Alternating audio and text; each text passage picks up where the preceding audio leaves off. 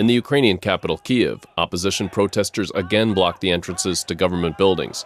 Demonstrations continued over President Viktor Yanukovych's decision not to sign an association agreement with the European Union. In another part of the city, pro-government demonstrators staged their own event, with politicians from the ruling Party of Regions addressing their supporters.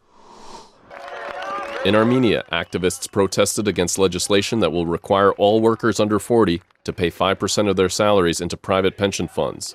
The law is due to go into effect on January 1st after opposition lawmakers failed to delay its enactment. Its opponents are seeking to challenge the legislation at Armenia's Constitutional Court.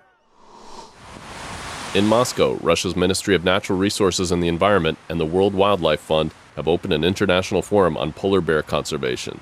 Delegates are discussing how to protect the declining polar bear population from threats posed by climate change, pollution, poaching, and fuel exploration in the Arctic.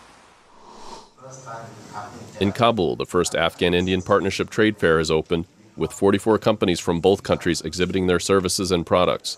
India's ambassador to Afghanistan said that annual trade between the two countries has risen to more than $280 million.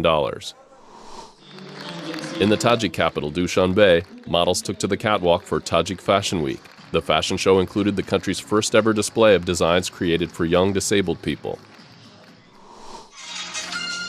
In the Kyrgyz capital, Bishkek, human rights activist Andarush Toktanaserov staged a dancing protest in front of the offices of the Organization for Security and Cooperation in Europe.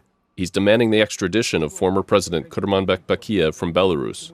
Bakiev fled to Belarus after a coup in 2010 drove him from office, and the OSCE had a role in negotiating his departure. The protest made reference to a well-known instance of Bakiev publicly dancing to an Uzbek polka. And that's the video roundup from Radio Free Europe, Radio Liberty.